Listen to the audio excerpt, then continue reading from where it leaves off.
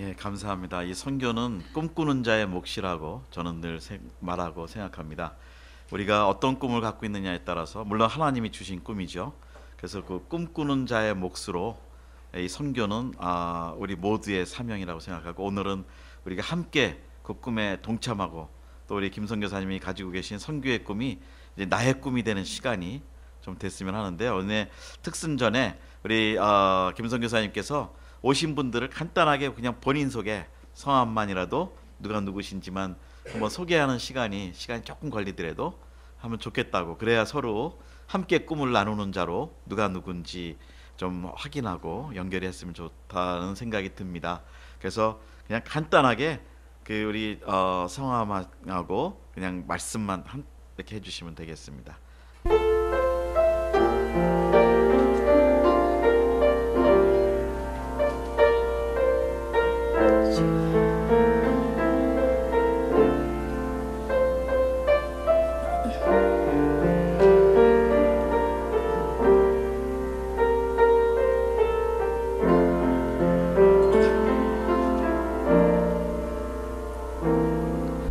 나를 지으신 이가 하나님, 나를 부르신 이가 하나님, 나를 보내신 이도 하나님, 나의 노된 곳은 다 하나님 은혜라. 나의 달려갈 길 다가도록, 나의 마지막 구 다하도록, 나로 그 십자가 함께 하세. 나의 노된 것은 다 하나님 은혜라.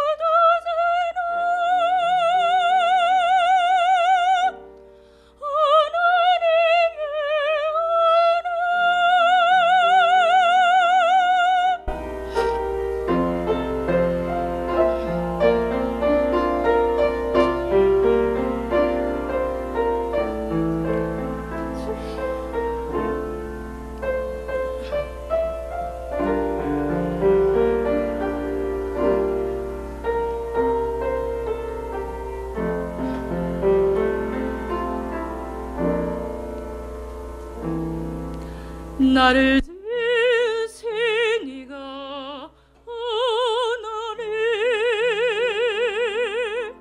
나를 부르신 이가 하나님, 나를 보내신 이도 하나님,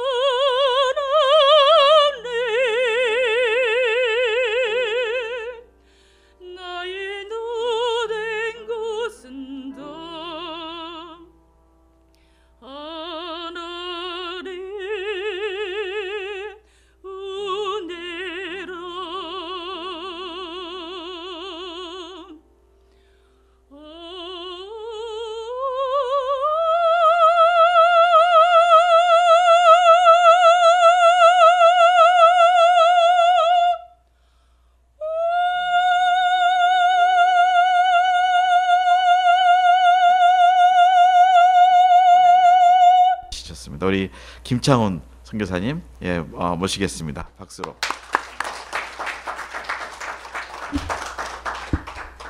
먼저 참 하나님 앞에 감사를 어떻게 드려야 되나 하는 마음이 참 앞섭니다. 이 저녁 이렇게 앉아 있으면서 기도하는 가운데 하나님 주신 마음이, 제가 1999년도에 3월 28일 날, 잊을 수 없는 날입니다. 그날 이제 캄보디아 선교사로 파송을 받고 캄보디아로 갔는데, 그때 제가 선교사로서의 새로운 삶을 시작할 수 있도록 믿어주시고 또 기도해 주시고 파송해 주신 목사님 네 분이 또 이 자리에 함께 해 주셨습니다. 오늘 기도해 주신 우리 김태호 목사님, 사모님께서 저희들을 캄보디아 선교사로 15년 전에 파송해 주셨고, 그래서 지난 15년 동안 저희가 선교사로서 그 땅 가운데 살아갈 수 있는 모든 것들을 뒤에서 뒷받침해 주시고 믿어 주시고 기도해 주셔서 여기까지 오게 된 것을 다시 한번 고백하게 되고요. 오늘 이 모임을 준비하면서 여러 가지 마음이 있었습니다. 제가 사실 이제 두 번째 안식년 이제 말미입니다. 이번 주 토요일 날 다시 한국으로 들어가다 7월 7일 날 이제 캄보디아로 복귀하는 안식년 마지막 시간을 보내면서 오늘 또 이제 안식년 전체를 돌아보고 또 정리하고 하는 시간들을 가지고 앞으로 해야 될 여러 가지 계획들을 또 이렇게 세워보면서 오늘 모임을 준비하면서 참 하나님께서 많은 생각들을 가지게 해주셨는데, 아무리 생각해도 참 다 표현하지 못할 것이, 제 아내가 하나님의 은혜라는 찬양을 드렸지만 그 찬양 가사에 제 마음이 다 묻어 있는 것 같아요. 예? 나를 만드시고 나를 부르시고 나를 보내주셨던 그 하나님, 그래서 오늘까지 선교사로서 또 이렇게 이 땅에 살아가며 호흡할 수 있는 나의 존재 이유와 목적이 되어주신 하나님께 감사를 드리고, 이 모임을 준비하면서 과연 몇 분이 올까, 제가 미주에 아는 분들 손을 아무리 꼽아도 10손가락 안에밖에 안 들어와요. 그래서 처음에 해야 되나 말아야 되나 고민도 많이 하고요. 그러면서 이제 우리 목사님께 제가 상의를 드렸습니다. 이런 모임을 한번 했으면 좋겠는데, 제가 뭐 여기 어디 삐댈 때도 없고 기댈 때도 없고, 단지 감사한 것은 제가 2005년도 첫 번째 안식년으로 저희가 잠시 왔을 때에 우리 감사 한인교회 또 얼바인 침례교회를 하나님께서 선교의 귀한 파트너로 데려 붙여주셨어요.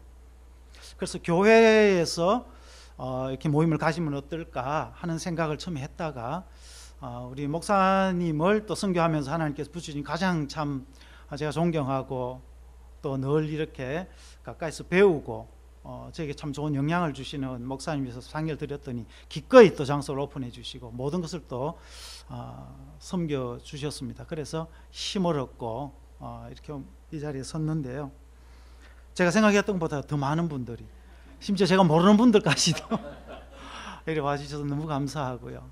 역시 선교는 하나님이 하시는구나. 예. 하나님의 사람들을 통해서 하나님이 하시는구나 하는 것들을 제가 다시 한번 확인하는 시간이 되어서 참 마음에 감동이 있습니다.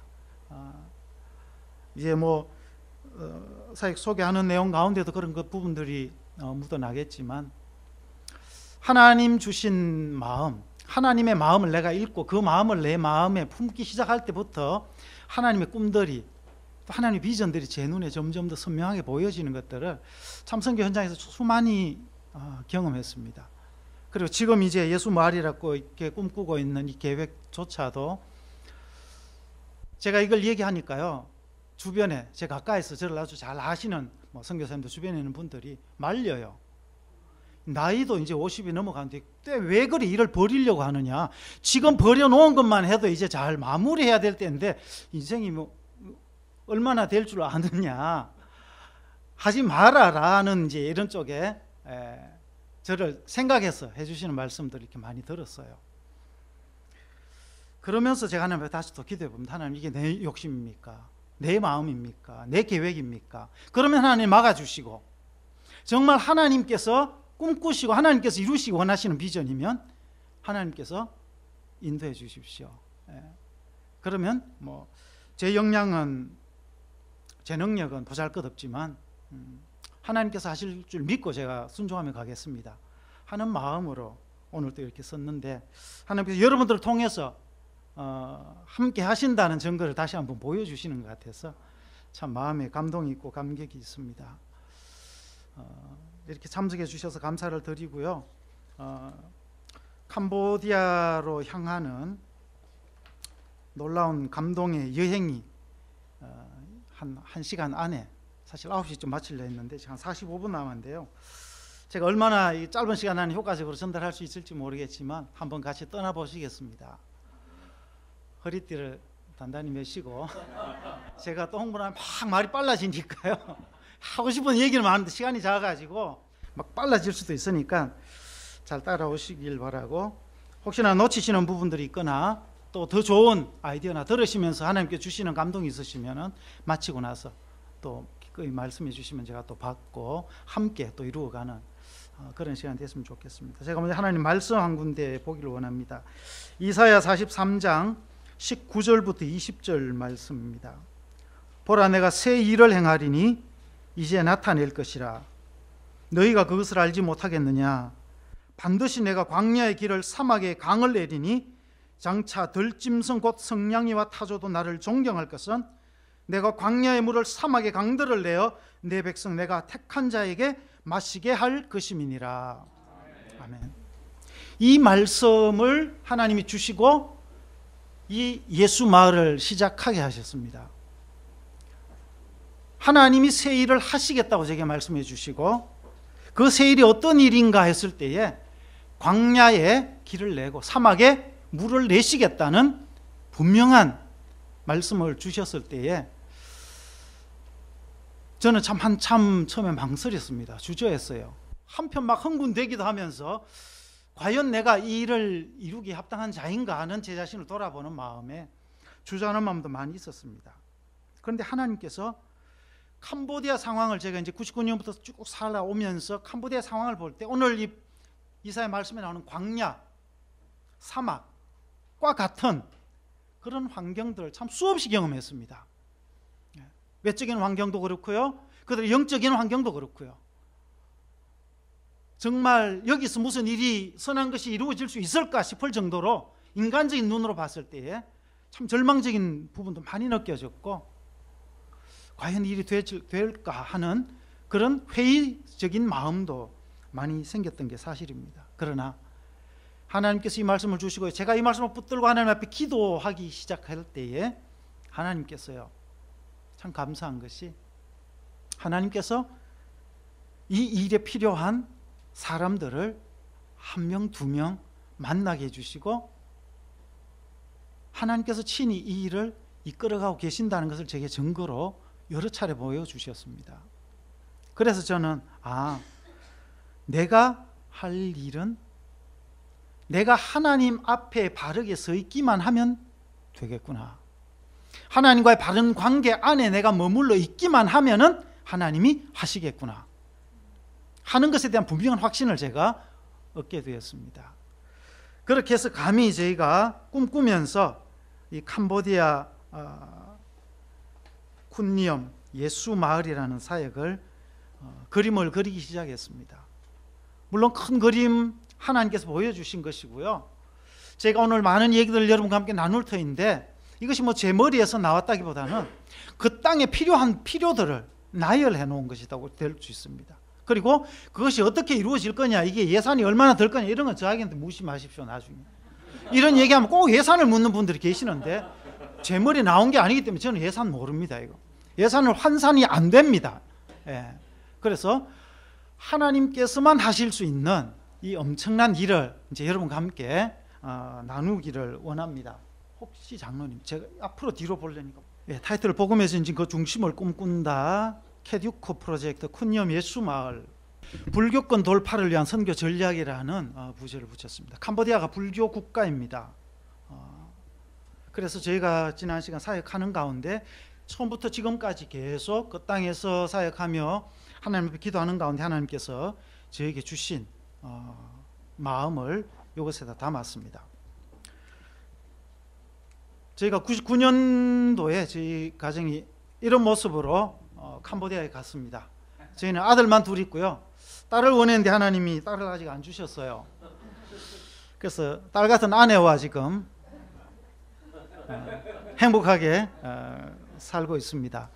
99년도에 가서 2002년도에 제가 이제 캄보디아에 살면서 저희가 프놈펜에 개척한 교회에서 성탄절날 성탄 카드를 만들려고 사진을 찍은 겁니다. 99년 가서 2002년이니까 한 3년 지났을 때인데 아직까지도 한국에 대한 것들이 정서에 많이 묻어 있었던 것 같아요. 그래서 성탄절에 대해서 한국에서 가진 한복을 다 꺼내가 입고 1년 내내 입을 일이 없는데 성탄절이라고 이제 가족이 꺼내가 입고 사진을 찍었던 기억이 납니다. 계속 한국이 돌아다 보였던 때였던 것 같아요. 저때까지만 해도. 그리고 2005년도에 저희가 처음으로 이제 안식년을 갔을 때 한국에서 찍은 사진인데요. 이때는 한국에 가면서 캄보디아 옷을 다 들고 갔어요. 역으로 캄보디아 옷을 들고 가서 캄보디아 옷을 입고 사진 찍고 이제 그때부터는 본격적으로 이제 캄보디아 홍보 대사가 돼가지고 어디 가도 이제 캄보디아 얘기를 막 열을 내가지고 하기 시작했던 때였던 것 같습니다. 그렇게 하나님께서는 저희 마음과 생각과 삶을 서서히 한국에서 이제 캄보디아 사람으로 바꾸어 주시는 것들을 느낄 수가 있었습니다. 그리고 2009년도에 역시 성탄절 때 추리를 만들어 놓고 가족 사진을 찍었고요. 마지막 사진이 2012년입니다. 2009년부터 저희 두 아들이 이제 저희가 사실 작은 키는 아니었거든요. 그런데 저 때부터 이제 저희 아이들이 저보다 키도 더 크고 하나님께서 캄보디아 사역 시간들을 통해서 참 우리에게 주신 은혜와 축복이 너무 많은데 특별히 저희들을 위로해 주시는 하나님을 어디서 가장 많이 느꼈느냐 할 때에 자녀들을 통해서 하나님께서 참 많은 위로를 주셨던 것 같아요.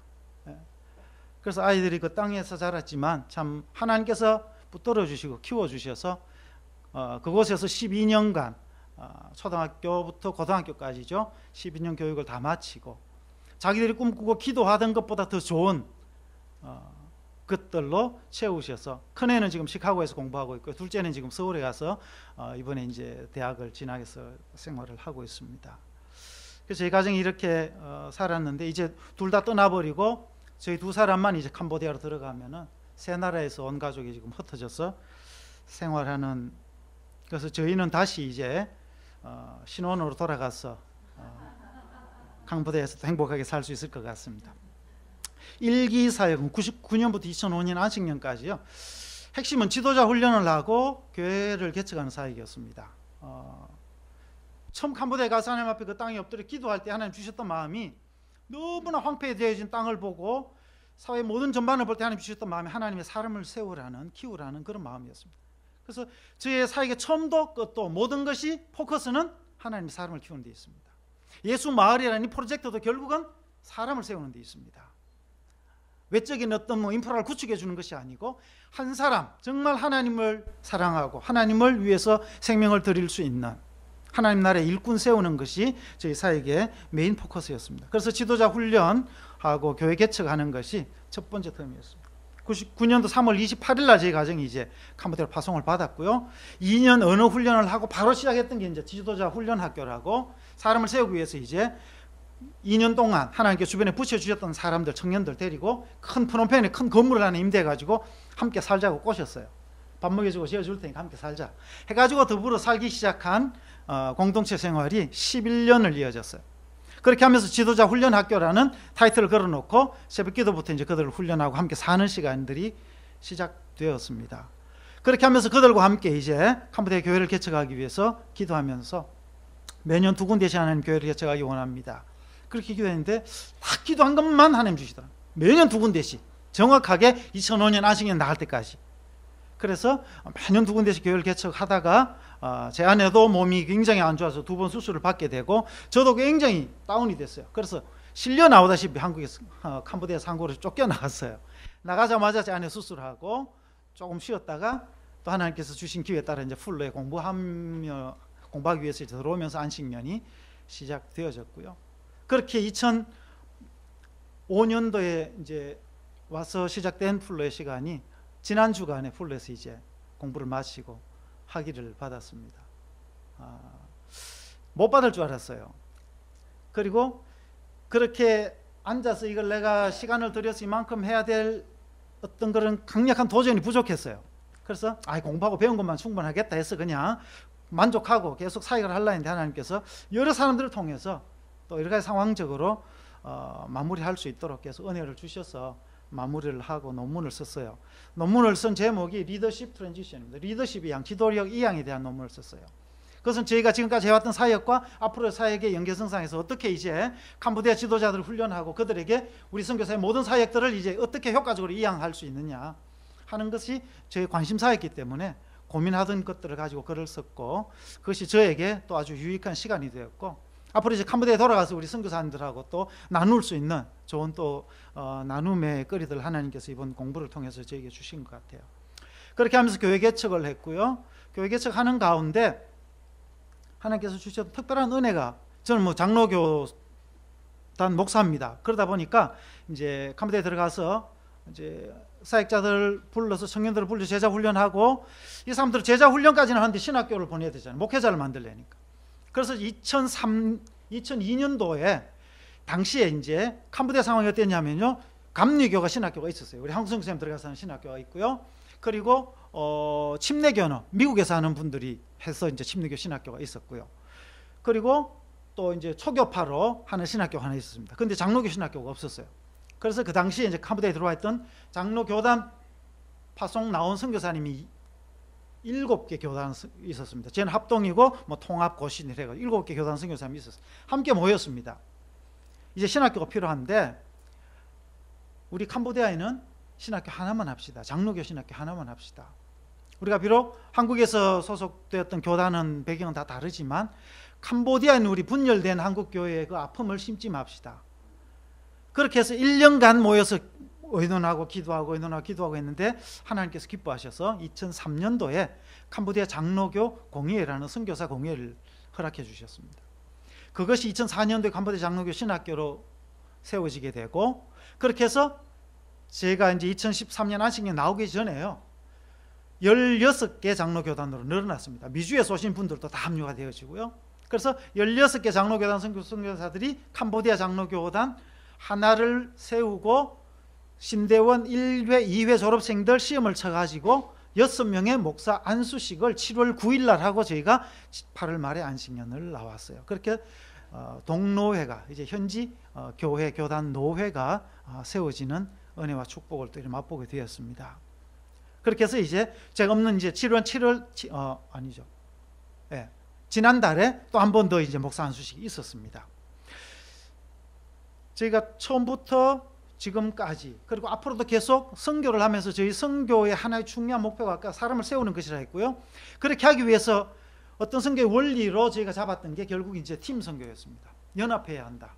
함께 가야 한다는 그런 팀 선교를 위해서 연합과 섬김을 저희 사역의 중요한 모토로 잡았고, 그것을 하기 위해서 이제 예수 생명학교는 제자 훈련 학교도 함께 선교사님들이 이제 훈련하는 그런 학교가 세워지게 되죠. 지금 이제 12기생 훈련이 올해 이제 시작되어집니다. 계속 이어지고 있고요. 그렇게 했다가 이제 2005년도에 안식년을 나오고 2006년도에 이제 돌아가게 됩니다. 2005년, 6년 안식년 기간 동안 하나님께서 저를 참 많이 위로도 해주시고 쉼도 주셨는데 참 많이 책망도 해주셨어요. 플로에서 공부하는 동안에 나는 열심히만 하면 되는 줄 알고 열심히 했다고 자부할 수 있어요. 정말 일기 때는 어느 선교사 누구에게도 내가 못지않게 열심히 사역했다라고 말할 수 있는데, 하나님께 하시는 말씀이 네 열심으로 네가 하는 것보다, 그 열심보다 정말 바른 방향으로 바르게 선교했느냐 하는 책망과 함께 바른 선교에 대해서, 바른 방향에 대해서 제게 많이 꾸중도 하시고 말씀해 주셨어요. 그래서 풀에서 공부하는 동안에 그 부분에 대해서 많이 또 새롭게 배우고 방향을 또 수정하는 시간들을 보냈습니다. 그리고 이제 2006년대 안식년을 마치고 복귀하면서 저희들의 사역의 방향을 어떻게 잡았냐면요, 일기 때 개척한 교회들이 이제 들어가서 보니까 감사하게도 하나도 문은 안 닫았어요. 그리고 현지 목회자들이 잘할 수 있을까 세워놨고 맡겨줬는데 저희가 생각했던 것보다 훨씬 더 잘하고 있었어요. 그래서 얼마나 감사한지 모릅니다. 그런데 안타까운 것은 저희가 미처 못 봤던 것인데, 이 캄보디아가 불교 국가고 불교 문화라 했습니다. 경제적으로, 정치적으로, 사회적으로 복음을 전하는 데 열려 있었기 때문에 교회를 세우면 다 될 줄 알았어요. 그러면 막 놀라운 성령의 역사 일어나고 우리나라 한국의 초대 교회 같이 그죠? 막 성령의 역사 일어나고 놀라운 교회가 부흥이 되고 할 줄 알았는데 웬걸요? 현지 목회자들에게 넘겨주고 저희가 빠지지 않습니까? 뒤로 빠지면은 교회가 다시 주춤하고 내려앉아요. 특히 장년들, 어른들은 저희가 훈련하여 세운 현지 사역자들이, 목회자들이 다 청년들로 젊지 않습니까? 캄보디아 문화도 유교의 영향이 굉장히 많아요. 그래서 어른들이 감히 청년들이 와갖고 가르치는 데 와서 듣고 하는데 굉장히 마음이 불편한 거예요. 문화예요, 그게 그 사람들. 그리고 무시했던 그 불교 문화라는 것, 미처 생각하지 못했던 그 벽이 굉장히 견고하다는 것을 저희가 보게 됐습니다. 그래서 그때부터 이제 저희가 기도하면서 봤던 게 어떻게 교회가 지역사회를 잘 섬길 수 있을까. 그런데 포커스를 두고 지역사회에 필요한 것을 보기 시작했습니다. 그렇게 하면서 이제 유치원도 시작하게 되고요. 그래서 교회 건물이 있는 데는 유치원을 시작해서 그 교회 사역자 사모님이나 아니면 청년들 가운데, 여청년들 가운데 교사로 할 만한 자원들을 프로펜으로 데려다가 훈련해가지고 이제 유치원을 할 수 있도록 훈련해서 유치원을 시작하고요. 또 참 마음 아프게 저희들의 사역 가운데 참 가슴이 아팠던 그런 부분들이 어떤 것이었냐면요. 캄보디아에 생각보다 에이즈 환자가 굉장히 많았습니다. 에이즈가 그렇게 있는 줄 몰랐어요. 지금도 표면적으로 보면 그렇게 드러나지 않아요. 그런데 저희가 시골로 들어가 교회를 개척해 보면요, 교회 나오는 성도들 가운데 에이즈 환자가 있어요. 시골 구석구석 들어가도 있어요. 그래서 에이즈에 대해서 관심을 가지게 되고, 그렇게 하면서 안식년 중에 하나님께서 그런 말씀을 주셨어요. 강도마전이요 선한 사마리아인의 비유, 그 말씀을 하나님 주시는데, 하나님 캄보디아에 내 눈으로 볼 때는 모든 사람들이 다 강도맞은 것 같은데 정말 우리가 이웃이 되어야 할 사람이 누구입니까? 기도했을 때에 이 에이즈 환자들을 하나님께서 기억나게 해주신 거예요. 그게 기억하려고 한 게 아니고, 한국에 아내가 수술받고 3개월간 머무는 동안에 캄보디아 저희 교회에서 연락이 왔는데 장례가 3건이 터졌는데 3건 다 에이즈로 사망한 장례였어요. 그걸 위해서 기도하는 가운데 하나님 그런 마음을 자꾸 주시는 거예요. 그렇다고 하나님 내가 의사도 아니고 뭐 에이즈를 내가 아는 것도 아니고 어떻게 그들을 섬길 수 있습니까? 기도하는 가운데 하나님께서 에이즈로 부모를 잃어버린 아이들, 고아들을 보게 해주셨어요. 그래서 그 아이들을 위한 고아원을 2006년도에 이제 들어가서 하기 시작했습니다. 앙코르와시에 있는 시립리베예요. 그렇게 하면서 이제 지역 사회를 섬기고 하는 일들 하고, 또 하나 저희가 참 하나님 주셨던 좋은 기회 가운데 하나가, 캄보디아가 1년 내내 덥거든요. 6개월은 비가 오면서 덥고 6개월은 비가 안 오고 덥습니다. 어느 게 더 덥겠습니까? 둘 다 더워요. 그런데 6개월 비 올 때는 좀 낫습니다. 이 사람들이 빗물을 받아 먹고 살아요. 그죠? 그래서 집 항아리, 아무리 못 사는 집에 가도, 초가집에 가도요, 이런 물 항아리들이 몇 개씩 있습니다. 빗물을 받아가 저장해야 하니 먹고 사니까. 그런데 6개월 동안 비가 안 오면요, 금방 빗물 바닥 나버리면은 동네마다 큰 저수지가 있어요. 그 저수지에 연못의 물을 길어다가 먹고 삽니다, 이 사람들이요. 그것까지는 그러려니 했는데 학교에 갔는데요, 아이들이, 공립학교 아이들이 막 뛰어놀고 공부하고 운동하고 하다가 목마르니까 얘들이 물을 어디서 먹나 봤어요. 학교 뒤에도 그런 물웅덩이가 있어요. 거리를 쫓아가더니 그 흙탕물을, 웅덩이 물을 퍼다가 아무런 주저함도 없이, 거리낌도 없이 그걸 그냥 벌컥벌컥 마시는 거예요. 쇼크를 받았습니다. 저 물을 먹고 사람이 살 수 있단 말인가? 그런데 걔들이 그걸 먹고 살아요. 그래서 그때부터 하나님 앞에, 하나님 이 아이들이 깨끗한 물 먹을 수 있게 해주세요. 그런 마음을 가지고 기도하면서 이 리빙 워터 프로젝트라가 이제 생명의 우물 사역을 그때부터 시작했습니다. 그렇게 하니까 개인이 교회에서 이런 우물 헌금을 보내주기 시작했어요. 그래서 학교와 교회 그리고 마을 공동 우물, 이 세 가지 형태만 해서 저희가 이제 우물 사역을 했습니다. 그런데 가장 재미있었던 게요, 학교예요. 시립 시내 가면 저희가 학교에 우물을 해주는 학교가 참 많아요. 그런데요, 3,000명 되는데도 우물이 없어서 3,000명 되는 데서 해봤고요, 시골에는 300명 되는 데까지 했는데요, 3,000명이나 300명이나 우물 하나 해주면요, 교장선생님한테 제가 전화합니다. 오늘 학교 몇 시쯤 가겠습니다 하면요, 교장선생님, 전교생, 운동장에 쫙 다 모아줍니다. 그러면 가서 거기서 마음껏 복음을 전할 수 있어요. 마음껏 예수님 얘기할 줄 수가 있어요, 걔들에게. 그래갖고 단계팀 들어오면요, 그리고 저희 사역자들이 가서 1일씩 성경학교 수업 안 하고 성경학교를 여러 차례 했습니다. 단계팀들이 와가지고 심지어 3일 동안, 공립학교예요, 불교 국가입니다. 이 스님들이 알면 어떻게 생각할까요? 하나님께서 계속 스님들의 귀와 눈을 막아주셔야 되는데, 어쨌거나 이 공립학교 3,000명이 된 아이들 전체 수업을 중단하고 3일간 한국에 온 단기팀들과 함께 성경학교를, 우리 장로님 의료팀 와가지고도 의료팀이 의료 한쪽에서는 의료 사역 해주시고 우리는 전교생 데리고 한쪽에서 성경학교 하고요. 아이들 그렇게 빵 하나씩 사주고 노트 한 권씩 나눠주면 애들도 해피하고요. 선생님들은 더 좋아요. 가르칠 것도 없는데 우리가 와서 대신 가르쳐 주니까 사양하지 않습니다. 가겠다면 언제든지 오라 해요. 이 정도로 지금 열려 있습니다. 좋은 기회를 맞이하고 있는데, 우물이라는 걸 통해서 아이들에게 깨끗한 물을 줄 수 있다는 것만 해도 너무 감사한데, 그들에게 진정한 생수가 되시는 예수님을, 복음을 애들에게 먹일 수 있으니까 얼마나 좋습니까? 이런 사역들을 하면서 지금 이 사역이 진행되었습니다. 그리고 현지 교회를 어떻게 자립시킬 수 있을까? 빨리 자립을 시키고 이제 우리는 또 다른 일을 해야 되니까, 지금 이제 예수 말을 해야 되니까 이제 그런 사역들을 쭉 진행을 해왔고요. 그리고 프놈펜이 이제 기독 대학생 기숙사들, 시골에서 올라온 대학생들이 갈 데가 없으니까 어디로 가면 다 절에 갑니다. 절에 가면요, 선임 숫자보다 거기에 묵고 있는 대학생 숫자가 더 많아요. 절에서 그래 좋은 일을 합니다. 그 애들이 절반 먹고 살아가지고 사회에 나가서 뭐 어른이 되어서 정치계에 나가면은 다 뭐 그렇게 살겠죠, 그죠? 이게 문화예요, 그냥. 이런 엄청난 절의 세력을 뚫고, 불교의 세력을 뚫고 우리가 복음을 전해야 되는데, 감사하게 시골에서 올라온 대학생들이 교회를 찾아와요. 부모님이 애들 데리고 교회 와서 우리 교회에서 좀 지내게 해달라는데 어떻게 사용할 수가 있어요. 그래서 기도하면서 저희가 또 프놈펜에 건물을 하나 임대해가지고 대학생들을 위한 이제 학사 사역도 시작해서 지금까지. 그래서 그곳에 자란 친구들이, 똑똑한 친구들이 이제 한국으로 또 유학도 갔다 오기 시작했고요. 지금도 또 한 명 또 가려고 또 준비하고 있고요. 새벽 기도부터 해서 참 힘들어는 해요. 그런데 도망 나가지 않고 그래도 견뎌내면서 그곳에서 주님의 은혜로 변화되는 삶들을 지켜보는 것이 참 얼마나 감사하고 놀라운지 모르겠습니다.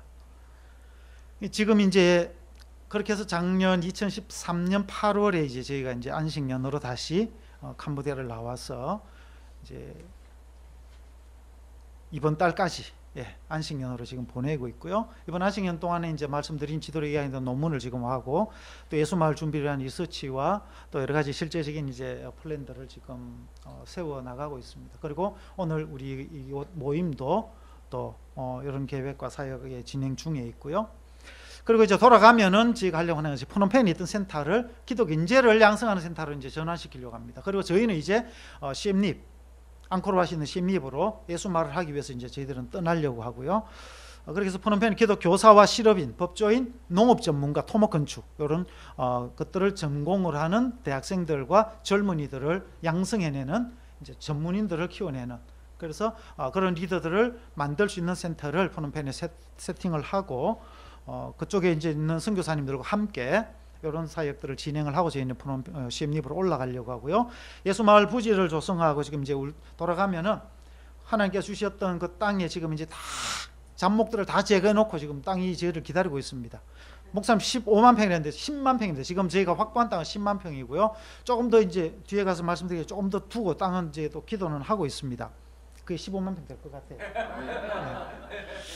그래서 그 부지가 지금 저희들이 기다리고 있습니다. 가면 이제 농사부터 짓기 시작할 거고요. 그래서 이제 나무를 심고 또 그곳에 이제 특용 작물들이나 캄보디아에 요즘 이제 또 히트치는 작물들이 있습니다. 모링가라고.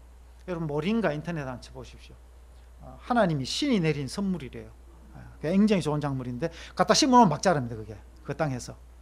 그리고 1차 가공만 해서 보내면은 뭐 약재로나 여러 가지 형태로 지금 캄보디아 안에서도 그게 1kg에 20불에 팔립니다. 20불이면 굉장히 캄보디아는 고소득 작물입니다.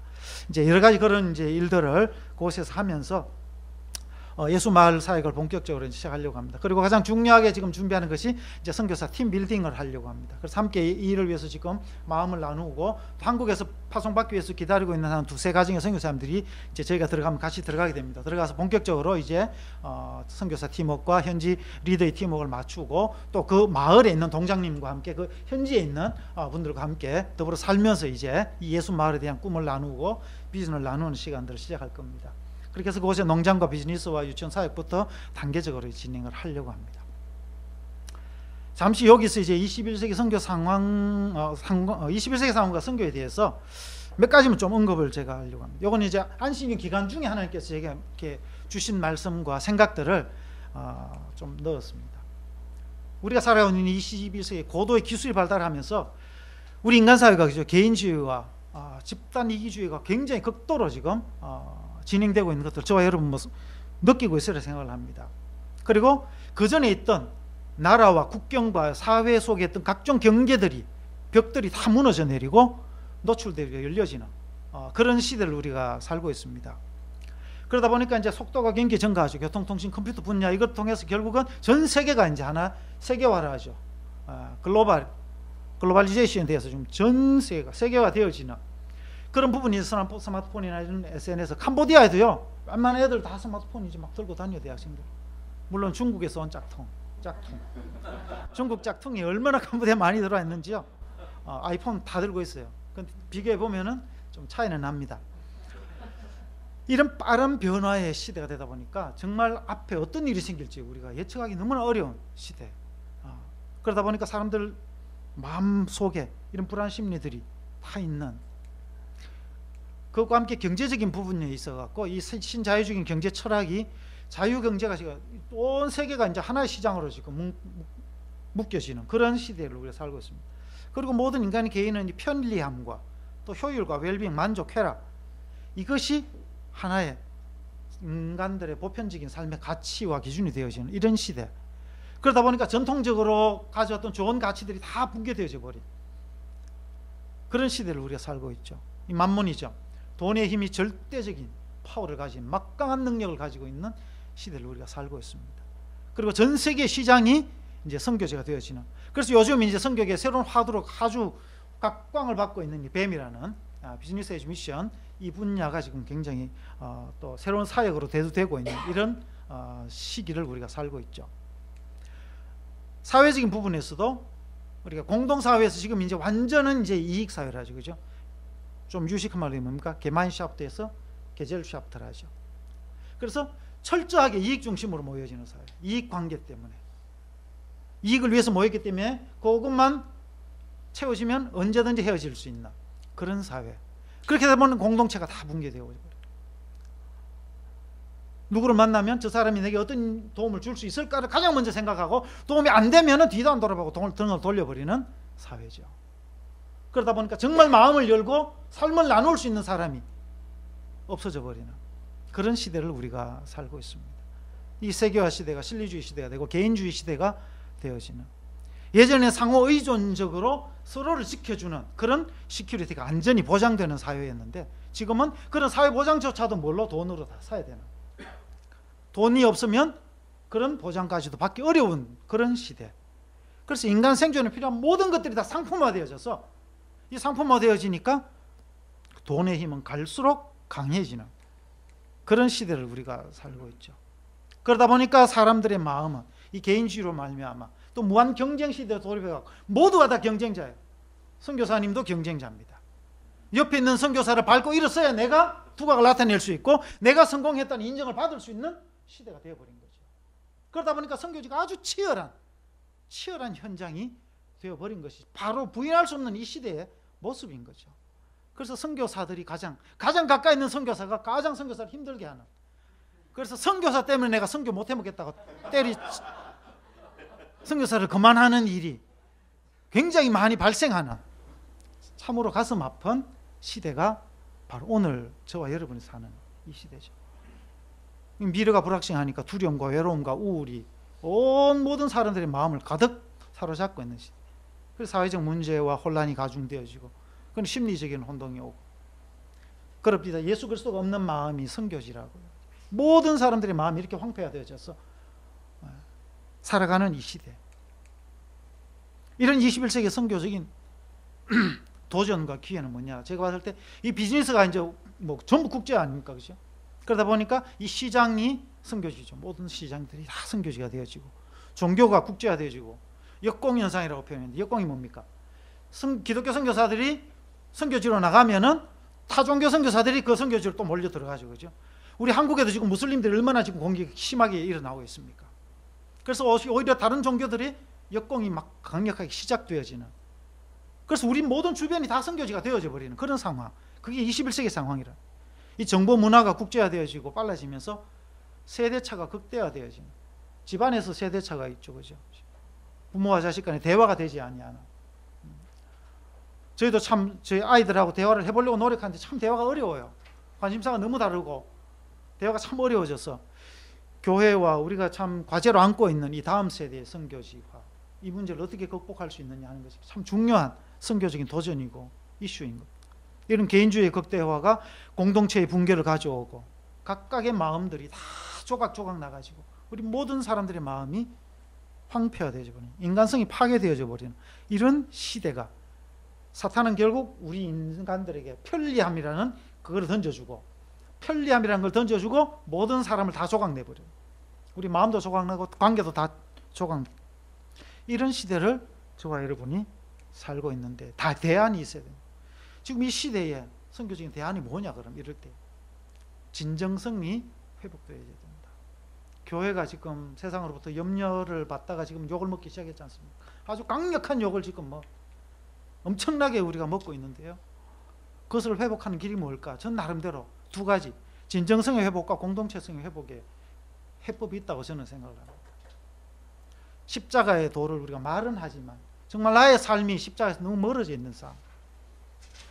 주님의 십자가는 너무 고맙고 감사한데 십자가를 지고 따라오려 하면 왠지 거기 마음에 부담이 되고 힘들게 느껴지고 주저되어지고.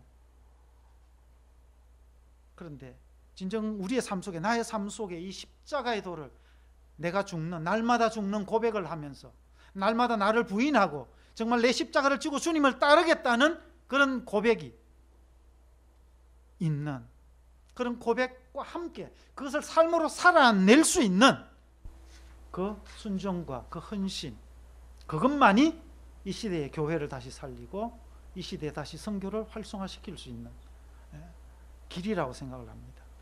제가 안식년 기간 동안에 하나님께서 여러 것들 많이 보게 해주시고 많이 보려고 했어요. 많이 돌아다녔어요. 유럽도 갔다 오고요, 미국도 갔는데 미국 알칸사에 가서 4주간 훈련도 받고요, 그 아미시 공동체도 가보고요, 많이 다니면서 하나님께서 엄청나게 보게 해주셨는데 결론이 두 가지예요. 아미시 얘기 선한데요, 그 기독교 진정성 회복을 보면서 제가 울지마 톤즈 그 영화 아시죠? 이태석 신부님 그 영화를 이번에 다시 한번 봤어요. 참 마음이 감동했어요. 왜 사람들이 저 얘기를 들으면서 감동을 느낄까? 그 사람의 삶이죠. 말이 아니고 그 삶의 진정성을 보고 감동을 느끼는 거죠. 복음을 살아낼 수 있는 능력. 아미시를 보면서 제가 느꼈습니다. 아미시 그레이스라는 영화가 있어요. 보신 분이 계십니까? 안 보셨으면 한번 꼭 보십시오. 아미시 공동체에 어느 날 그 학교에 총을 가진 사람이 들어가 학생들을 5명 죽여버리고 자기도 자살해버립니다. 그런데 그 일이 생기자 아미시 공동체의 리더들이, 장로들이 모였습니다. 원로들이 모여가지고 바로 그 자리에서 결정하고 그 가해자죠, 집에 찾아가서 공포 속에 어찌할 바 모르고 있는 그 가족들에게 용서를 선언하고 그들을 위해서 마음을 열고 손을 내밀고, 이것이 전 미국을 강타하는, 지금 몇 년도였죠? 그런 일이 되어지고, 이게 CNN이 이것을 아주 또 대대적으로 보도를 하고, 저 이태석 신부 얘기, 저 얘기도요 KBS에서 아마 방송으로 만들어 가지고 저걸 보도를 했죠. 요즘 KBS가 굉장히 반기독교적으로 우리 안티 기독교가 돼서 최근에 또 뭐 여러 가지 계속 지금 공격을 해대고 있는데요, KBS가 저런 일도 하더라고요. CNN이 저걸 하더라니까요. 우리가 그렇게 살면은, 우리가 그렇게 살아내면은 그들이 감동을 받고 그들이 영향을 받고 그 방송 매체가 오히려 전도를, 우리 대신 전도를 세상을 향해서 해주는 거죠. 아, 이게 되는구나. 그래서 저는 여기서 해법을, 길을 찾았습니다. 이 진정성을 빨리 우리가 어떻게 회복할 것이냐. 그리고 두 번째, 공동체성의 회복. 인간성이 훼손되어지고 극도의 개인주의 시대를 우리가 살면서, 특별히 미국은 더 하지 않습니까? 여러분 사는 이 미국 땅, 캄보디아는 그래도 좋아요. 살기가 불편함은 있어요, 그죠? 물질적인, 환경적인 불편함은 있지만 관계적인 부분에는 훨씬 더 해피합니다, 캄보디아가. 이런 개인주의 시대에 모두가 동등한 하나님의 자녀로 존중받는 그런 공동체성이 회복될 수 있다면 그 그곳에 새로운 소망이 있다는 거죠. 그래서 오늘 이 시대의 교회와 또 선교가 봐야 할, 찾아야 할 답이 저는 저것이라고 생각합니다. 그래서 저것과 함께 이제 공동체를 캄보디아 안에 어떻게 세워나갈 건가 하는 부분에 대한 말씀을 나누는 거죠. 인도 차이나 반도의 중심 캄보디아였습니다. 주변 국가들입니다. 지금 하나하나 다 설명을 못 드리고요. 주변에 이렇게 많은 나라들이 근데 캄보디아가 중간에 연두색으로 표시된 나라. 주변의 나라들 물론 중국까지 포함을 시켜놨습니다. 남쪽으로 해서 18억 7,300만입니다. 캄보디아 주변에 살고 있는 사람들의 인구입니다. 그 중간에 캄보디아를 두셨어요, 하나님. 그리고 우리가 알듯이 예수님부터 시작된 이 하나님 나라 역사, 복음의 확장이 바울 거쳐 유럽으로 가고요. 유럽에서 이제 미국으로 왔고요. 미국에서 또 한국으로 가서 우리 한국의 수많은 선교사님들이 캄보디아예요. 한국에 지금 캄보디아 선교사님들이요. 캄보디아 한국 선교사님들이 많게 잡아서 한 1,000명 가까이 됩니다. 선교사회에 등록하고 공식적으로 등록된 숫자가 저희가 안식에 나오기 전에 350 가정이 넘었어요. 350 가정이면 부부 커플 하면 카운트하면 거의 한 700명 가까이 되죠. 아웃사이드예요. 교제 없이 또 그냥 왔다 갔다 하는 선교사님들 상당히 많습니다. 이렇게 많은 선교사님들을 하나님께서 지금 우리 한인 선교사님들을 캄보디아에 보내셔서 일들을 하고 계셔요. 왜? 이제 캄보디아를 준비시켜서 그 다음을 하셔야 되니까. 그 다음이 뭐냐? 제가 봤을 때 이제 남아있는 힌두권과 회교권의 복음화 위한 동력은 이쪽에서 하나님께서 만드실 것이라는 겁니다. 이 경도 105도선입니다. 캄보디아, 중국, 몽골의 중심을 105도가 지나갑니다. 그래서 이 캄보디아가 여기 아닙니까? 그렇죠? 여기 캄보디아고 중국이고 몽골. 저 세 나라를 여러분 계속 많이 주목해 봐주시고 또 저 나라들 위해서 많이 기도해 주셔야 됩니다. 하나님께서 특별히 다음 복음의 전진을 위해서 준비시키고 특별한 역사들을 이루어 가시는 땅입니다. 물론 뭐 전 세계가 다 선교지고요. 모두가 다 하나님의 역사하시는 땅이 분명하지만 이 경도 105도선에 지금 복음의 확장의 역사가 강력하게 일어나고 있는 하나님의 일하심이 있는 땅이라고 생각을 합니다. 이 캄보디아 선교지인 기회입니다. 공산주의를 경험했어요. 폴포스이 공산혁명을 일으켜서 4년 9개월, 그냥 5년 가까운 동안에 이제 민족주의, 공산주의 혁명을 일으켜 했습니다. 그리고 그 폴포스를 밀어낸 게 베트남 공산당이 들어와서 밀어내고 10년 동안 베트남 공산당이 또 캄보디아를 다스렸습니다. 토탈 15년을 공산주의를 경험했습니다. 그렇기 때문에 이들 속에는 자유와 평화에 대한 갈망이 어느 민족보다 큰 사람들입니다. 그리고 변화와 발전에 대해서 굉장히 열려 있습니다. 반면에 취약한 사회 구조와 여러 가지 문제들이 혼재해 있습니다. 열악한 교육, 의료, 농업, 2차 산업. 자, 이것들이 역으로 뒤집어 볼 때 우리가 선교할 수 있는 굉장히 좋은 기회가 되고 있다는 거죠. 그래서 이 모든 영역들을 우리가 통해서 활짝 열린 문을 통해서 얼마든지 들어가서 우리가 캄보디아 선교를 할 수가 있습니다. 93년도에 이제 첫 번째 자유 총선거를 하면서 평화유지군이 들어왔죠. 유엔 평화유지군이 들어와서 첫 번째 총선거를 하고 이제 입헌 군주국이 되었습니다. 그리고 현재 불교 왕국이죠. 그리고 93년 그때부터 이제 첫 번 한인 선교사가 입국해서 지난해 20주년이 되었어요. 그리고 94년에 예배 자유가 되고 부활절 연합 예배가 드려지고요. 2013년 현재 400가정 그리고 하나님께서 열어놓으신 영적인 추수지역이라는 거예요. 어떤 중요성이 있느냐? 불교 국가가 복음화될 수 있다는 또 다른 모델이 캄보디아가 될 수 있습니다. 주변에 지금 태국, 라오스, 미얀마 다 불교권입니다. 그런데 하나같이 쉽지가 않습니다. 그런데 캄보디아를 하나님이 지금 열어놓으시고 캄보디아 복음화 가운데 이런 불교권을 복음화시키는 불씨들을 지금 그곳에서 일으키고 계십니다. 그리고 공산권 선교의 돌파구가 캄보디아를 통해서 이루어지지 않겠는가. 그래서 캄보디아 주변에 중국이나 베트남, 라오스 다 사회주의 공산권들입니다. 그리고 힌두권, 회교권 선교의 동력을 하나님께 지금 캄보디아에서 만들고 계신다. 그래서 이런 불교 문화권이 캄보디아 선교를 위한 효과적인 전략으로 저희가 지난 시간 동안 살면서 고민하고 기도하는 가운데 하나님 주셨던 마음이 공동체를 세우는 것이었습니다. 그래서 기독교 공동체는 예수 마을을 설립하고 개인 전도와 개인 구원보다는 가정과 마을 단위의 집단적인 개종이라 하죠. 집단적인 변화를 일으키는 것이 훨씬 더 효과적이라는 겁니다. 우리 아까 장로님 인사하고 소개할 때 그런 말씀 잠깐 주셨습니다. 그렇죠? 개인을 데려다가 전도회 교회로 오죠. 예배 드리러 돌아가면요 다시 불교 옷을 다 입어버려요. 굉장히 허탈할 때가 많아요. 캄보디아 큰 명절이 다 불교 명절입니다. 그래서 요즘은 어떻게 명절에서 우리가 끊어줄 수 있을까 오만 고민을 다 하고 있어요. 명절 때마다 교회도 불러다가 대형 집회를 하고요. 절에 안 가게 하려고. 하여튼 이런 집단으로 바꾸어 줘야 개인이 예수를 믿음으로 말미암아 갖게 되는 여러 가지 갈등이나 문제나 이런 부분들로부터 보호가 될 뿐 아니라 훨씬 더 복음화가 빠르고 확실하게 진행될 수 있다는 것을 저희가 캄보디아에서 보게 되었습니다. 그래서 이 캄보디아 선교의 비전과 과제에 있어서 캄보디아 복음화를 통해서 이 복음이 계속적으로 이제 전진해 나가는, 그래서 지금 불교권을 머물고 있는 이 복음이 불교권의 복음화를 통해서 이제 하나님께서 다음 힌두권과 무슬림권을 돌파하시면 이제 주님 다시 오시겠죠. 그 동력을 하나님께서 만들고 계신다고 믿습니다. 특별히 GMP 5,000불 이전에 이제 1,000불입니다. 캄보디아 GMP 1,000불을 이제 넘어가는 시점에 와 있는데요. 이 5,000불이 되려면 이제 시간이 좀 있죠. 앞으로 한 10년 안에 저희가 볼 때 복음으로 숍을 걸어야 된다고. 5,000불 넘어가면 역사적으로 성교학적으로 볼 때요, 사람들의 마음이 복음에서 닫혀버립니다. 관심이 없어져요. 이제부터는 본격적으로 물질에 노예가 되어서 물질을 숭배하는 본격적인 삶이 그때부터 시작되죠. 그때 그렇기 때문에 예수의 복음에 대해서는 점차 자꾸 멀어지게 됩니다. 그리고 하나님을 통한 하나님 나라의 운동을 계속적으로 전개해 나가야 되고, 캄보디아 복음화를 위한 총체적인 선교 전략이 개발되어야 됩니다. 그래서 저는 이 예수 마을 운동, 지저스 빌리지 무브먼트를 일으켜서 캄보디아를 복음화시키자 하는 것을 비전과 그런 과제로 지금 삼고 있습니다. 이것을 위해서 저희가 이제 기도하면서 지난 시간 준비한 것이 캐듀코 프로젝트라는, 캐듀코는 단어 사전에 없습니다. 여기 이제 캄보디아 잘 되면 사전에도 등재될 것 같아요.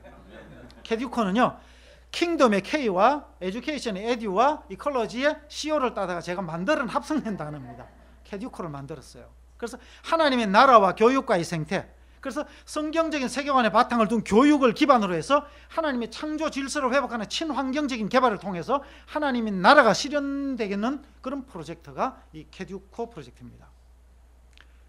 비전은요, 예수 마을의 비전은 팀 선교를 기반으로 쿤니엄 동네입니다. 쿤니엄 예수 마을을 설립해서 자립하며 재생산하는 기독교 공동체를 세워서 복음이 불교권을 돌파하는 전략을 개발하며 지역과 크메르 민족, 인도 차이나 나아가 세계의 복음화를 이루는 선교의 동력을 마련하여 예수님의 재림을 준비하는 복음의 전진을 이루는 것이 비전입니다.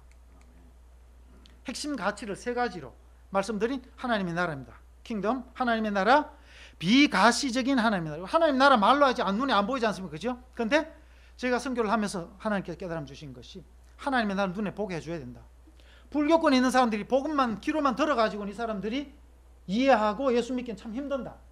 그래서 예수 믿는 건 이런 거야 라고 그들이 눈으로 보게 해주면 확실하게 변화가 일어난다.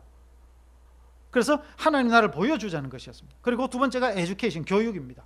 교육을 통해서 불교 세계관에 완전히 똘똘 뭉쳐있는 이 사람들을 어려서부터 빵 6세, 빵 6세를 통해서 저희도 지금 포포틴 윈도우를 지금 얘기하고 있는데요. 유치원부터 해가지고 아이들 어렸을 때에 성경으로 완전히 아이들의 생각을 바꿔놔버려야 걔들이 자라서 이제 그 민족을 바꾸는 역사를 일으킨다는 거죠.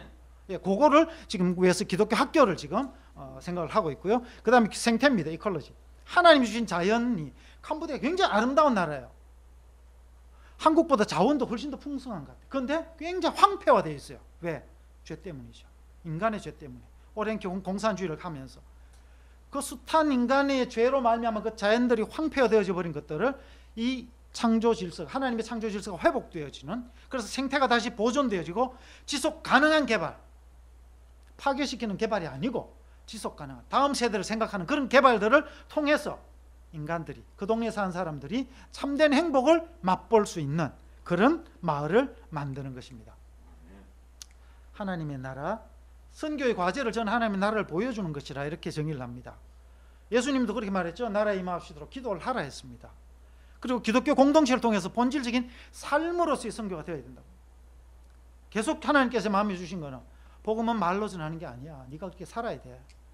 네가 어떻게 살 때 너를 통해서 그 사람들이 예수님을 보게 돼. 그런데 참 쉽지 않죠. 내 힘으로 산다는 게. 그래서 우리는 성령님이 필요하고요.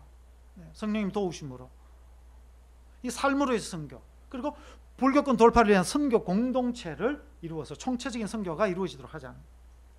교육은요, 시간이 다 됐는데요.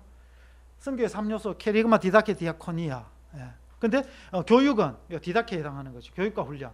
교육을 통해서 성경적인 세계관을 확립시키고 전인 교육을 통해서 하나님의 형상이 사람들 그 아이들 속에 회복되게 해주고 하나님이 그 인생을 지으셨을 때 하나님의 계획이 실현될 수 있도록 만들어주는 교육을 해야 된다. 그렇게 할 때 그들이 정말 행복하게 정말 영향력 있는 그리스도인으로 하나님의 자녀로 살아갈 수 있게 된다는 거죠. 교육과 훈련을 통한 삶의 변화가 일어날 수 있도록 하는 교육. 이콜로지 생태입니다. 이콜로지라는 게 그리스 오이코스에서 나온 단어죠. 오이코스는 집이라는 뜻입니다. 집은 하나님 나라 왕국 개념으로 이것은 통합적인 성경 개념, 영적인 부분뿐만 아니라 신체적인, 정신적인, 사회적인, 환경적인 모든 요소까지 다 통합적으로 변화되어져서 하나님의 나라가 실현될 수 있도록 하자. 경제학이라는 단어도 거기서 나온 거죠. 그래서 공동체를 어떻게 생태적인 의미로 잘 관리할 수 있느냐. 창세기에서 하나님 천지 창조한 후에 인간에게 주신 명령, 문화명령이라 하죠. 다스리고 관리하라 하셨습니다. 그걸 제대로 할 수 있는 마을, 그게 제대로 실현될 때 마을이 어떻게 바뀔 수 있는가를 보게 해주자. 그것이 생태의 개념. 이 세 가지 원리입니다. 팀 선교 원리, 자립 선교 원리, 총체적 선교 원리. 한국 선교사 팀 선교 안 돼. 수도 없이 그럽니다, 주위에서. 그래도 나는 할 수 있다 지금 그러고 가고 있습니다. 어떻게든지 하나님께서 정말 우리 한국 선교사도 팀 선교 멋지게 잘할 수 있다는 것을 선교 역사에 좀 드러내고 하나님이 영광 받으시기를 원합니다. 네. 그래서 자립 선교 초기에는 물론 외부에서 도움도 필요하죠. 그러나 최대한 빨리 그들이 가진 것으로 하나님이 그들에게 다 주셨거든요. 근데 그걸 몰라서 못 쓰고 있고 개발이 안 돼서 사용이 안 되는 이런 부분들을 우리가 빠르게 그들에게 가르치고 개발해서 그들이 자립해서 할 수 있는 그런 자립 선교. 그 총체적인 선교, 앞서 말씀드린 통합 선교 같은 내용입니다. 주요 목적은 교육 중심의 마을입니다. 교육 공동체를 이루고 환경 중심 생태 공동체고요. 사회적 기업을 육성하는 마을, 경제 공동체를 이루는 이런 세 가지가 이루어질 것이고요. 교육 중심의 마을, 영성과 윤리와 지성과 국제화 교육 그런 것을 하늘 수 있는 기독교 유치원부터 교육기관을 세우는 겁니다. 환경 중심의 마을, 생태 공동체입니다. 자연농업, 그 땅의 많은 부분들이 이제 농장으로 개간을 할 겁니다. 그래서 자연농업을 해서 건강도 좋게 해피하게 사람들이 살 수 있도록, 그리고 크메르 전통 문화를 살린 생태 민속 마을 형태로 개발을 하려고 합니다. 왜냐하면 거기가 앙코르왓이라는 엄청난 자원이 있기 때문에 매년 300만에서 400만 명의 관광객이 외국에서 들어옵니다. 외부에서. 그 사람들이 와서요, 그 절 반나절 하루 보고 나면 더 이상 볼 게 없어요. 그때 여기 와서 캄보디아 전통도 경험하고 배우고 하루 좀 쉬었다 가십시오. 그런 마을로 이제 개발을 하려고 합니다. 그 지역 특산물을 연구 개발 보고하는 농업 연구소 같은 걸 하고요. 에코 투어리즘, 에코 관광입니다. 그래서 말씀드린 이런 전통 체험하는 마을, 지속 가능한 개발을 통해서 이런 환경 중심의 마을, 생태 공동체를 이루려고 합니다. 사회적 기업을 육성하는 경제 공동체. 이윤 추구가 목적이 아닌 기업이 기업입니까? 기업은 이윤 추구를 목적으로 세우는 게 기업이죠. 그런데 사회적 기업은 이윤 추구를 목적으로 기업을 하는 게 아니죠. 사회가 경험하고 있는, 겪고 있는, 당면하고 있는 문제를 해결하기 위한 기업을 하자는 거죠. 그렇게 할 때 캄보디아의 기업이 엄청나게 많이 필요해요. 왜? 엄청나게 많은 문제가 있기 때문에.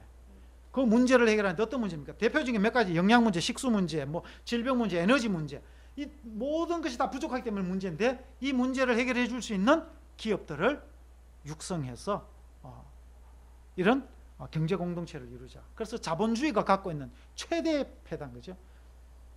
이걸 없애고 그 기업을 통해서 공동체가 살아나는, 더불어 행복해질 수 있는 그런 경제 공동체를 이루어내는 것입니다. 이 사회적 기업 7가지 원칙 넘어가고요. 이 사회적 기업에 대한 힌트를 나한테 준 사람이 누구냐면요, 무슬림입니다. 무슬림. 여러분 방글라데시 출신의 그 모하마드 유누스 아시죠? 예. 사회적 기업으로 전 세계에 지금 알려진 그라민 은행을 가지고 2006년도입니까 노벨 평화상을 받고 했던 분인데, 이분이 책을 읽고 제가 쇼크를 먹었습니다. 예수 그리스도도 없고 복음도 없는데 그거 하고 있는 것은 굉장히 복음적이고 굉장히 성경적인 거예요. 그런데 예수 그리스도도 있고 복음도 믿는 그리스도인 기업가들은 왜 이런 일을 못하는가 하는 도전이 제 마음에 콱 부딪혔습니다. 그래서 그리스도인 기업가들에게 이런 도전을 해야겠다. 그때부터 이제 제가 사회적 기업에 대한 얘기를 하기 시작했습니다. 가는 데마다. 그래서 캄보디아도 이제 이런 것들을 좀 해보자고 지금 해서 몇몇 비즈니스 하는 분들이 이제 하러 들어오시려고 하고 있어요. 그래서 이런 것들을 이루려고 합니다. 사역별로 국제 기독교 학교의 목적, 다 시간이 없어서 선교 병원 하고요. 그리고 고아원과 장애인 사역이 들어갈 겁니다. 그래서 공동체를 건강하게 만들 수 있는 이런 긍휼 사역들, 그리고 직업훈련학교와 선교훈련원, 그곳에 사는 사람들이 살아가는 삶의 라이프 스타일 자체가 그대로 선교적입니다. 그렇기 때문에 그 사람들이 다른 지역에 가면 바로 선교사가 될 수 있는, 그래서 지극히 선교 지향적인 공동체입니다. 그래서 구체적인 선교 훈련을 시키면 바로 선교사로 보낼 수 있는, 그럼 농업 사역은 특별히 자연농업을 유기농과 자연농업을 할 수 있는, 그리고 비즈니스 사역, 저는 비즈니스를 전공한 사람들은 비즈니스 하는 사람이 아니기 때문에 제가 할 수 있는 것은 비즈니스 하시는 분들이 거기 와서 비즈니스 할 수 있도록 만들어주는 여건과, 또 캄보디아 젊은이들, 대학생들을, 이런 비즈니스맨들을 키워내는 일들, 비전을 주고 꿈을 줘서 그런 비즈니스맨이 되어서 정말 자기 민족을 살리는 일들을 할 수 있는 사람을 키우는 것이 저의 비전입니다. 그래서 이런 이제 비즈니스 사역들을 그 땅에서 지금 이루어 가려고 합니다. 생태마을, 앞서 말씀드린 이런 것들을 통해서 기대하는 효과는 선교적인 효과입니다. 앞서 말씀드린 팀 선교, 자립 선교, 총체 선교 모델이 나올 겁니다. 그리고 불교권 선교는 이렇게 가능하다는 모델이 나올 거고요. 강력한 선교 공동체가 그곳에 탄생되어져서 이 선교의 무브먼트가 일어날 것입니다.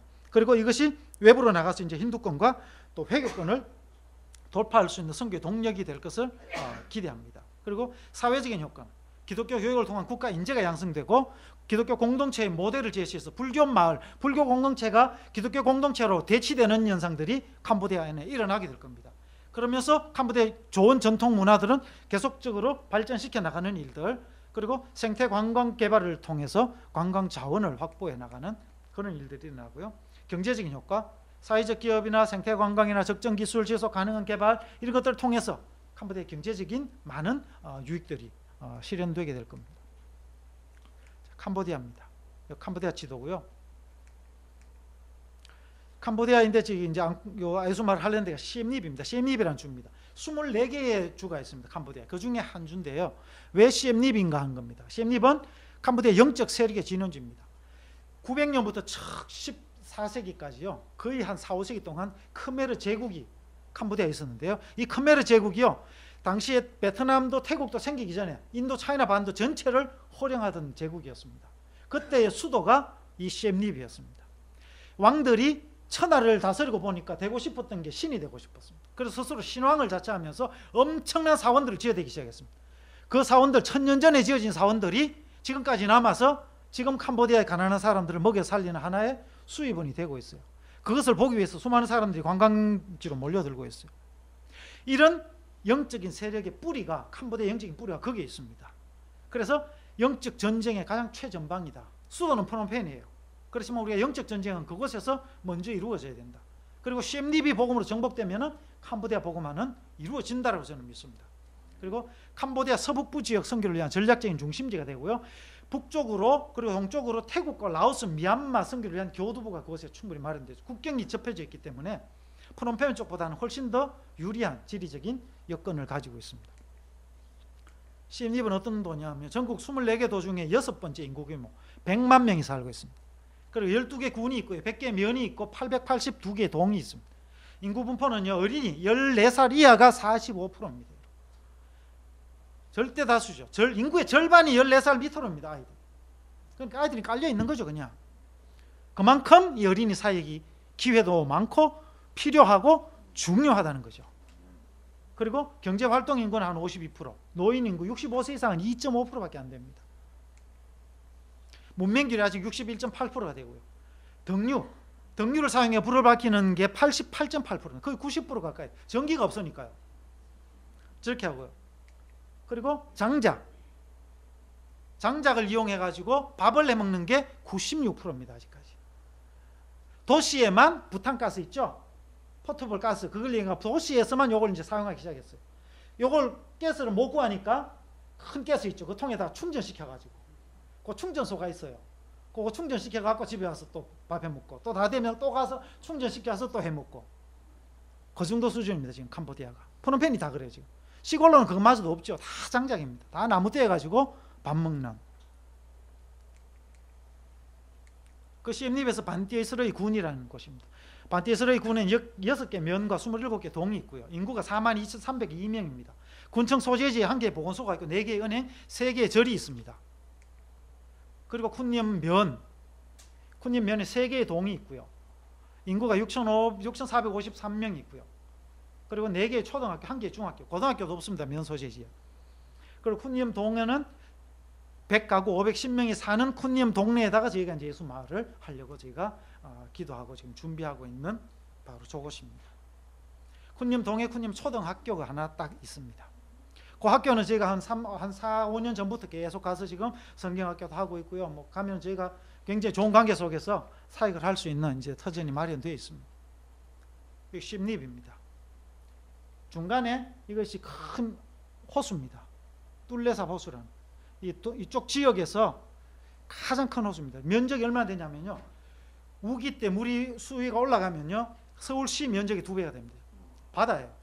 시속 60km 달리는 보트가 다녔거든요. 프놈펜에서 육로가 안 좋을 때 1시간을 달려도 끝이 안 보이는 바다를 달렸습니다. 마지막 1시간을. 그 정도로 큰 엄청난 수자원을 가지고 있는 거죠. 저 물만 제대로 해도 캄보디아 사람도 다 먹고 살고 엄청나게 할 수 있는데 캄보디아 기후가 좋아가지고 산모작을 합니다. 1년 내내 105 신고 해서 3번 농사 지을 수 있는데 한 번밖에 안 지어요. 왜 그러냐? 물이 없어갖고. 물이 없느냐? 있어요. 요 물만 있는 게 아니고 메콩강이요. 북쪽부터 남쪽으로 흘러 관통에 내려옵니다. 메콩강이 티베트에서부터 흘러갖고 4,500m 흘러내리는데 마지막 500m가 캄보디아를 통과합니다. 이 강과 이 뚫레삽 호수에 쏘는 강이 프놈펜 수도 왕궁 앞에서 만나요.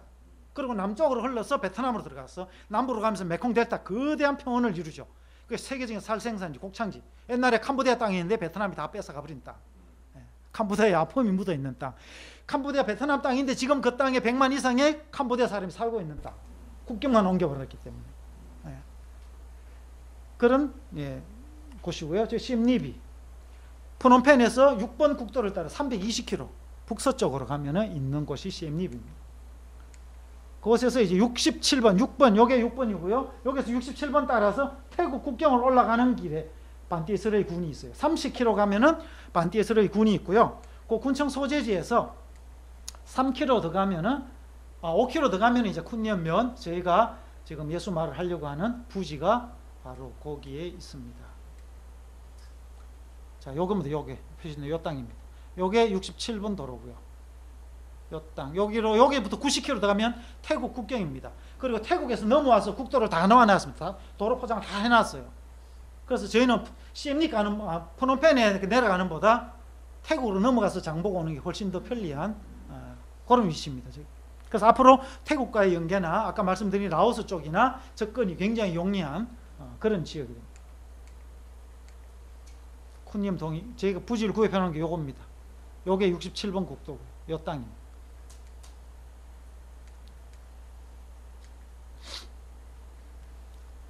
요겁니다. 요 땅인데요. 요 땅을 9.72헥타르인데요. 요 땅을 저희가 2005년 안식년 와서 2006년도 이제 복귀할 때 1년 동안 하나님께서 교회와 개인들이 저희가 안식년 갔을 때 헌금 주신 것들 모아가지고 3천만 원 모아가지고 요 땅을 샀습니다. 가서 요 땅을 샀고요. 또 그때 저희 파송교회 신평로교회에서 우리 목사님 계실 때 3천만 원 헌금을 해주셔가지고 군청 소재지에다가 1헥타르 군청 소재지에 1헥타르 값하고요 5km 더 갔는데 10헥타르 10분의 1이죠 가격이 10헥타르 가격 똑같은 가격으로 2개를 사두었었습니다.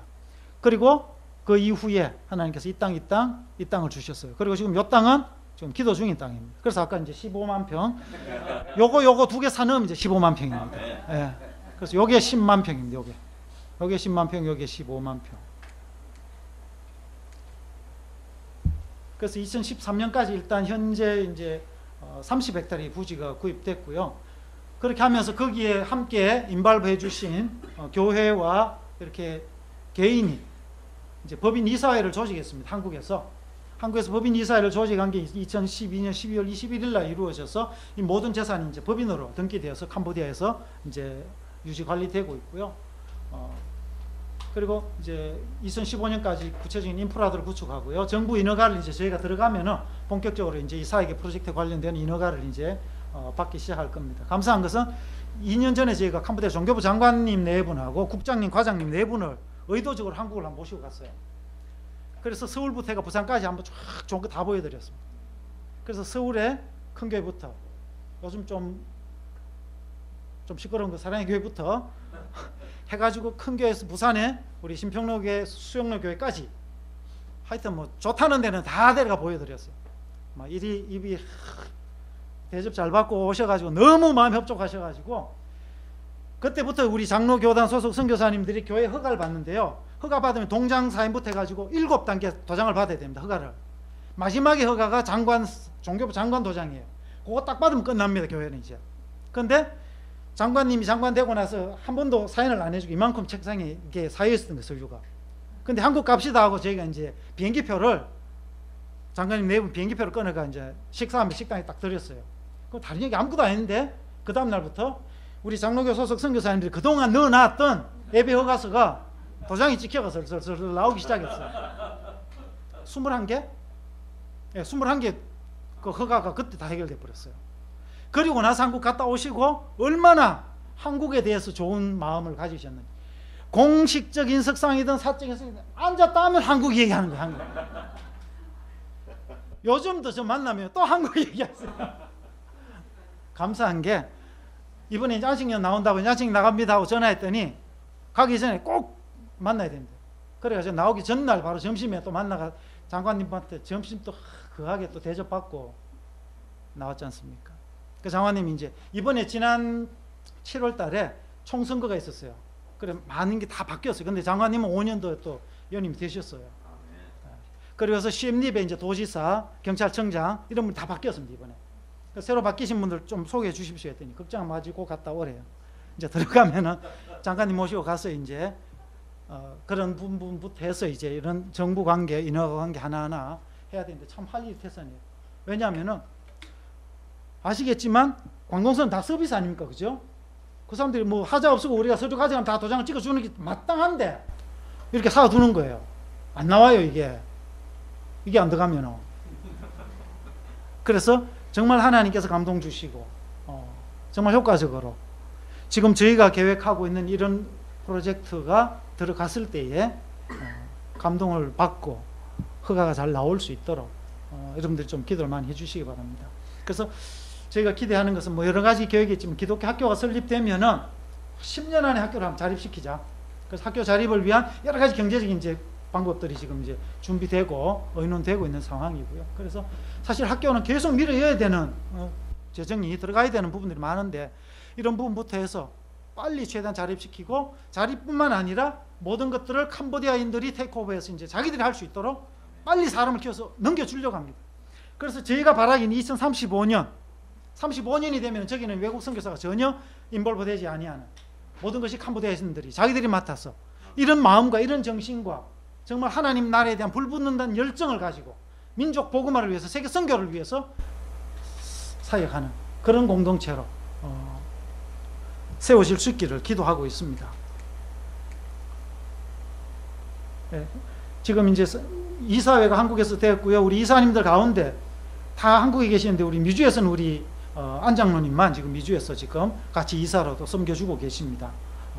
그래서 앞으로 이제 사역별로 이제 학원 사역, 학교 사역 사역별로 또 병원 사역 사역별로 이제 이사회를 다 독립적으로 또 구성하고 이런 사역을 원하는 분들 아까 말씀드린 다양한 사역이 필요한데 이런 사역에 헌신되고 우리가 꿈꾸는 비전만 같으면 누구든지 와서 사역할 수 있도록 오픈되어 있습니다. 그래서 그런 같은 꿈과 비전을 가진 분들이 하나님께서 연결시켜 주셔서 그 네트워킹이 되면은 뭐 누구든지 와서 이 일에 함께 얼마든지 헌신해서 섬길 수 있는 그런 장을 저희는 펼쳐드리고 준비해드리는 것이 저희의 사역으로 지금 보고 있습니다. 그래서 부지조선과 농장, 벽돌공장, 통신회사, 솔라등 나중에 설명을 하겠지만 이제 이것도 우리 지맨하고 같이 해서 지금 캄보디아에다 이 솔라등, 캄보디아 에너지가 없거든요. 그쪽에 뭐 시골 마을이에요. 말씀드린 황무지예요. 그냥 아무것도 없는데 등부터 밝혀주고 물도 먹게 해주고 하나하나 그들의 삶의 환경을 개선해주면서 복음과 함께 정말 살기 좋은 마을로 만들어 가려고 합니다. 그리고 선교사 팀빌딩, 네트워크, 기독교 교사 발굴하고 훈련하는 일들 이제 시작될 거고요. 그래서 유치원이 이제 설립되고 기독 초등학교부터 단계적으로 이제 비즈니스 사역이 시작되게 될 겁니다. 이렇게 지금 이사회가 구성되어 있습니다. 지금 이사장으로 저희 파송교회 담임 목사님, 김학주 목사님 이사장으로, 그리고 호산나교 홍민기 목사님, 성민교회 이런 분들이 지금 같이 섬겨주고 계시고요. 이사로서 우리 미주에 계신 분들 계시고, 예, 우리 또 계시고, 여기 김학철 목사님 NIBG 선교회는 한동대학교 선교회입니다. 한동대학교 선교회에서 같이 또 지금 섬기고 계시고요. 현지인 리더도 지금 같이 이제 처음부터 인발부해서 이들이 앞으로 이제 이것을 테이크오버할 준비들을 처음부터 같이 해 나가고 있습니다. 동역하는 교회와 단체, 신평로교, 호산나교회, 서울의 성민교회, 개인 선교사님들과 또 임명근 집사님, 얼반 침례교회, NI 국제선교회, GMF, EMI와 같은 이런 단체들 하나님께서 현재까지 동역자로 세워주셨습니다. 이 일을 하는 동안 하나님께서 제게 주신 말씀입니다. 빌립보 2장 13절 말씀, 너희 안에서 행하시는 이는 하나님이시니 자기의 기쁘신 뜻을 위하여 너희에게 소원을 두고 행하게 하시나니, 이 소원을 하나님께서 2006년에 주셨어요. 에레미야 33장 2절 말씀, 이를 행하시는 여호와, 그것을 만들며 성취하시는 여호와, 그의 이름을 여호와라는 이가 이같이 이르시는도다. 하나님이 행하시고 하나님이 만드시고 하나님이 성취하시겠다고 말씀해 주셨습니다. 이사야 43장 19절 21절 말씀, 보라 내가 새 일을 행하리니 이제 나타낼 것이라 너희가 그것을 알지 못하겠느냐. 반드시 내가 광야의 길을 사막에 강을 내리니 장차 들짐승 곧 성냥이와 타조도 나를 존경할 것은 내가 광야의 물을 사막의 강들을 내어 내 백성 내가 택한 자에게 마시게 할 것임이라. 이 백성은 내가 나를 위하여 지었나니 나를 찬송하게 하려 함이니라. 저는 믿습니다. 하나님께서 이를 이루시고 그 백성들로 하여금 하나님을 찬양하는 백성 되게 하셔서 하나님 영광 받으시는 날이 곧 오게 될 줄로 믿습니다. 이를 위해서 여러분 함께 기도해 주십시오. 팀 사역이 잘 이루어져서 캄보디아 선교에 좋은 모델이 되도록 해주시고, 팀 선교의 인프라가 잘 구축되고 네트워크가 이루어지게 해주시도록 기도해 주십시오. 교육과 의료와 농업, 비즈니스, 긍휼, 모든 사역들이 실제적으로 들어와서 사역하는 사역자들도 있어야 되지만 외부에서의 네트워크도 굉장히 많이 중요합니다. 오늘 이곳에 모아봐도 지금 네트워크가 굉장히 지금 많이 이미 이곳에서 많이 이루어졌어요. 하나님께서 하나하나 이루어 가시는 것을 눈으로 보면서 참 감사를 드리게 되고요. 선교적 기업, 사회적 기업이 세워져서 자립 선교의 기반이 구축되게 하시고, 총체적 선교의 모델이 되어서 지역마다 예수 마을이 세워지게 하시고, 쿤염 예수 마을을 통하여 지역과 민족의 복음화를 하나님 이루시도록 기도해 주시고, 캄보디아가 복음의 전진을 감당하는 주역이 될 수 있도록, 그 주역을 만드는 일에 저와 여러분 우리 한국교회가 잘 쓰임 받을 수 있도록 기도해 주시기 바랍니다. 예수 마을이 선교 공동체가 되어서 힌두권, 회교권을 돌파하는 선교의 동력으로 쓰임 받을 수 있도록 기도해 주시고, 한국교회, 한인교회가 세계 선교의 마지막 주자로 끝까지 쓰임 받게 하소서. 한국교회를 보면 참 기도해야 할 것들이 너무 많다는 것을 깨닫게 돼요. 끝까지 정말 쓰임 받는 우리 한국교회, 또 우리 디아스포라 한인교회가 될 수 있도록 기도해야겠습니다. 마지막으로 예수 마을을 섬기는 교회와 이사장, 이사 모든 분들에게 날마다 성령의 충만을 더하여 주시도록 여러분 기억나시는 대로 함께 기도해 주시면 그 땅 가운데 일하시는 하나님의 놀라운 역사를 여러분들이 직접 간접적으로 계속 듣고 보고 하나님을 또 찬양하고 영광 돌리게 될 줄로 믿습니다. 네, 감사합니다.